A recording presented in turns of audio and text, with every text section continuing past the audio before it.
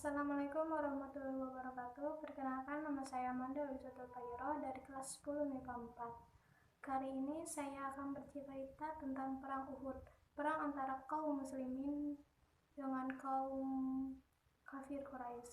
Kaum muslimin dipimpin oleh Nabi kita, Nabi Muhammad SAW, dan kaum kafir Quraisy dipimpin oleh Abu Sufyan.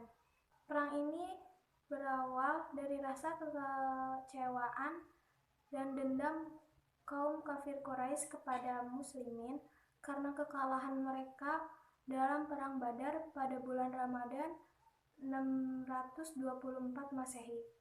Kekalahan dalam perang Badar tersebut dianggap sebagai sebuah penyergapan yang memukul aktivitas utama kehidupan kota metropolis perdagangan mereka. Terkait hal ini, Abu Sufyan segera mendesak para penduduk Mekah untuk melancarkan serangan kembali sebagai balasan. Abu Sufyan memimpin langsung pasukan perang orang Quraisy kota Mekah untuk menyerang kaum muslimin dengan membawa pasukan sekitar 3.000 orang yang terlatih, termasuk di dalamnya pasukan berbaju zirah. Tak hanya itu, mereka juga diperkuat 20 pasukan kavaleri. Dari peristiwa ini tidak ada kaitannya dengan sejarah perang Ain Jalut yang sudah beda ceritanya. Keberangkatan pasukan orang Quraisy yang dipimpin Abu Sufyan terjadi setahun setelah perang Badar, tepatnya pada 625 Masehi, bulan Syawal, tahun ketiga Hijriah. Rombongan pasukan ini berjalan dari Mekah hingga tiba di dua mata air lembah Subhoh. Dari saluran air di atas lembah yang menuju Madinah, dan naasnya pasukan muslimin tidak mengetahui bahwa ada pemukiman pasukan dari Mekah yang dipimpin oleh Abu Sufyan telah berkemah dengan jarak tidak begitu jauh dari Mekah. Baru sampai 2-3 hari kemudian, kaum muslimin akhirnya mengetahui informasi bahwa kaum muslimin di Madinah sedang berada dalam ancaman. Hal ini diberitahukan oleh Abbas, paman dari Nabi yang masih berada di Mekah. Dengan diam-diam, ia mengirim surat kepada Nabi Muhammad. Pada akhirnya, setelah informasi dari mata-mata yang dikirim Nabi untuk memadai musuh, kaum muslimin pun mengadakan sebuah pertemuan pada Jumat 6 Syawal 3 Hijriah. Di dalam pertemuan tersebut, Nabi Muhammad mengatakan untuk tetap bertahan di dalam kota dengan membiarkan pasukan musuh menyerbu kota. Tentunya ini menjadi pilihan yang bijak, dengan harapan strategi ini mampu memukul mundur pasukan musuh daripada harus meladeni pertempuran di tempat terbuka. Mengingat musuh sudah berada sangat dekat dari kota Madinah. Selain itu disebabkan juga karena jumlah pasukan, pengalaman tempur, dan persiapan musuh jauh lebih unggul dari kaum muslimin, sehingga kemungkinan kecil untuk mengalahkannya di medan terbuka. Strategi dan keajaiban dalam perang kurang lebih sama dengan sejarah perang Badar. Di dalam hal ini, Rasulullah juga melihat para kaum muslimin masih terdapat euforia kegemilangan pada perang Badar. 1 tahun sebelumnya, beberapa di antaranya begitu bersemangat untuk menyambut kedatangan musuh di luar kota Madinah. Rasulullah, kami tidak ingin bertempur di jalan Madinah pada zaman jahiliyah. Kami selalu menjaga agar hal itu tidak terjadi. Ada baiknya setelah kedatangan Islam, hal ini tetap dilestarikan, ujar seorang Ansor. Mendengar pertanyaan tersebut, Nabi tanpa bicara langsung mengenakan baju zirah dan mempersiapkan persenjataan untuk menuju ke medan perang. Melihat reaksi Nabi membuat para sahabat lain merasa terkejut. Ada yang merasa bahwa yang baru saja terjadi tidaklah pantas karena terkesan seperti membangkang perintah Nabi.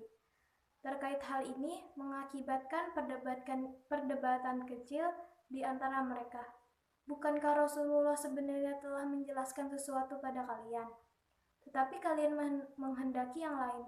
Jadi, Hamzah, temuilah Rasulullah dan katakan kepada beliau, segala keputusan kami serahkan kepada Rasulullah.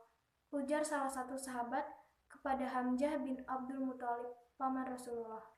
Segera Hamzah menemui Nabi dan menyampaikan pesan tersebut. Mendengar pesan demikian, Nabi bersabda, bukankah seorang nabi, bila ia telah memakai baju zirahnya, lalu menanggalkannya dan surat sebelum perang terlaksana, maka dengan sabda tersebut, kaum muslimin berangkat dari Madinah ke pegunungan Uhud dengan jumlah pasukan yang hanya sepertiga dari pasukan Quraisy, yaitu 1.000. Rupanya masih harus berkurang karena ada perselisihan berada di perjalanan. Dan ketika pasukan ini sampai di wilayah Syahud, Abdullah bin Ubay bin Salul bersama pasukannya yang berjumlah 300 orang memilih pulang ke Madinah. Mereka memiliki dua alasan. Pertama, peperangan ini tidak mungkin terjadi karena perjalanan sudah cukup jauh tetapi mereka belum menemukan perkemahan musuh. Kedua, mereka tidak ingin bertempur di luar teritori Madinah.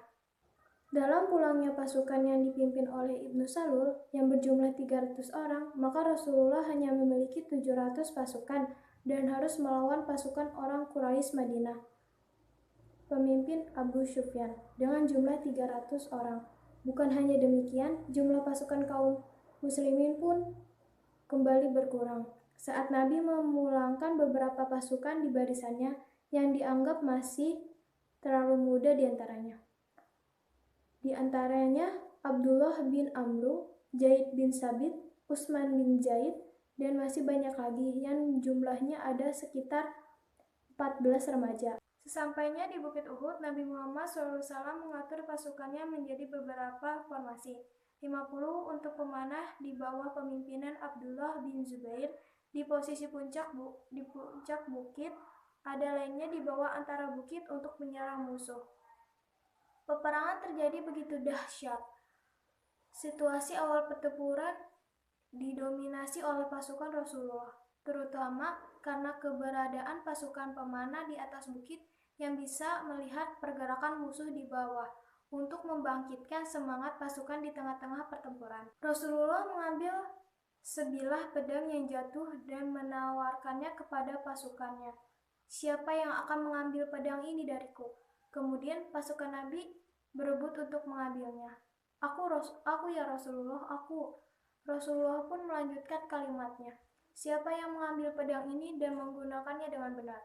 Sontak para pasukan yang tadi berebutan terdiam hingga akibatnya Abu Junnah maju dan mengatakan bahwa dirinya akan mengambil pedang tersebut.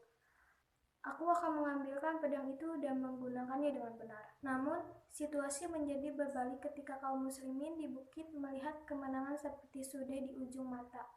Ashab bin Jabir berkata dari puncak bukit, "Mari kita ambil harta rampasnya." Ibnu Jabir, pemimpin pasukan pemanah, mencoba mengingatkannya. Apakah kalian lupa pesan Nabi? Tanpa memperdulikan peringatan tersebut, mereka pun turun dari bukit sehingga kemenangan di periode pertama di Bukit Uhud pun hilang saat Khalid bin Walid bersama pasukan kavalerinya menyadari kecerobohan pasukan pemanah Nabi dengan mengitari bukit. Khalid bin Walid menyerang pasukan ini dari belakang. Hal yang membuat kemudian lembah Uhud menjadi jebakan sempurna bagi kaum muslimin, kini membuat mereka terdesak dari arah depan dan belakang. Dengan begitu, para pasukan Nabi susah membedakan mana lawan dan kawan, sehingga mereka juga saling serang dan mengakibatkan memakan korban yang sangat banyak sehingga 70-75 orang muslim. Sementara korban Quraisy hanya 22 hingga 37 orang. Hikmah yang dapat kita pelajari dari perang Uhud ini, yang pertama, dapat mengetahui salah satu prinsip yang selalu dipegang teguh oleh Rasulullah, yaitu kebiasaan bermusyawarah pada para sahabat berkenaan dengan setiap masalah yang dihadapi. Kedua, Peperangan ini mengandung hikmah dibersihkannya orang-orang munafik dari kaum muslimin. Kelak sikap orang-orang munafik yang membelot dalam perang Uhud. Hanya ini yang saya bisa sampaikan. Kurang lebihnya mohon maaf. Wassalamualaikum warahmatullahi wabarakatuh.